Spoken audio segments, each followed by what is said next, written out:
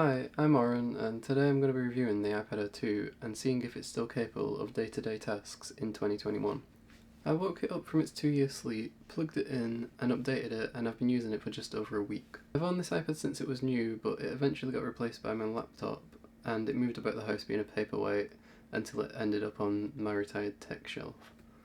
The device is now 7 years old, but how does it perform in 2021?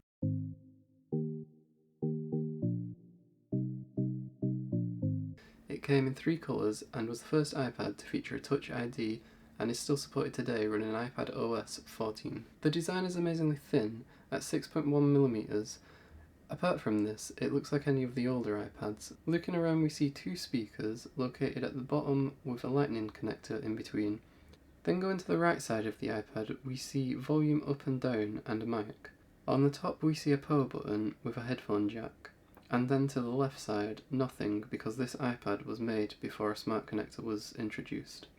When I first started using this device, it looked very dated, especially comparing it to the Pro models with its big bezeled design that actually does look pretty premium after using it for a while with its glass front and metal back. One side of the iPad does leak light, but this is only something you can notice at night time.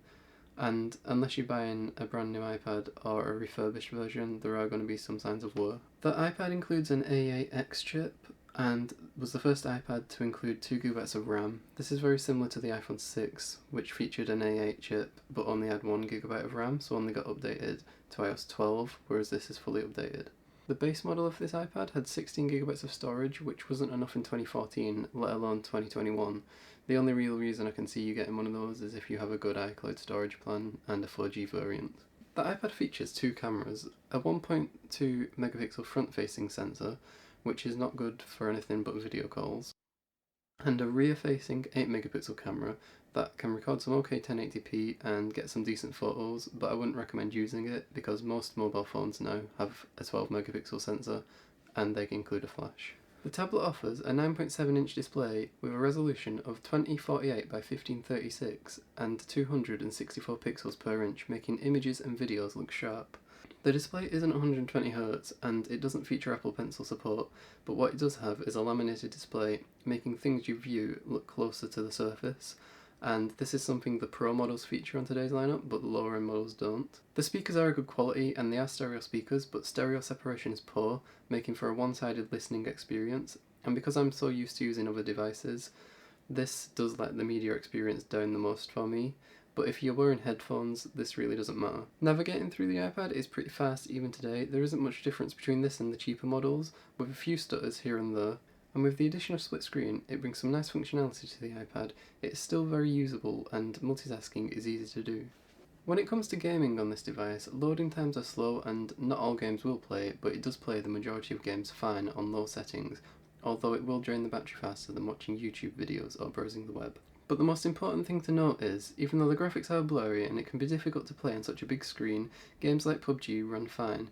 A 24-minute match drained around 9% of the battery. So, to answer the question, is the iPad Air 2 worth buying in 2021? As you can see from this video, it really is a great iPad. However, there's no telling how much longer Apple will support it for, and it is starting to show its age. If you can find one of these online with more than 16GB of storage and a good battery, and all you want to do is watch videos and browse the web, then this is what this iPad excels in, and it's the right iPad for you. But keep in mind, stereo separation is poor and it might not get iPad OS 15. On the other hand, if you want your iPad to last longer and you're going to be carrying out more intensive tasks, I highly recommend you look at the newer models which feature a smart connector, better internals and Apple Pencil support. So will I be using the iPad Air 2 in 2021? Honestly, for watching YouTube videos and browsing the web, I think I will be doing. Let me know in the comments below if you're going to buy one of these or if you already own one. And if you enjoyed the video, please like it and maybe even subscribe. Thanks for watching.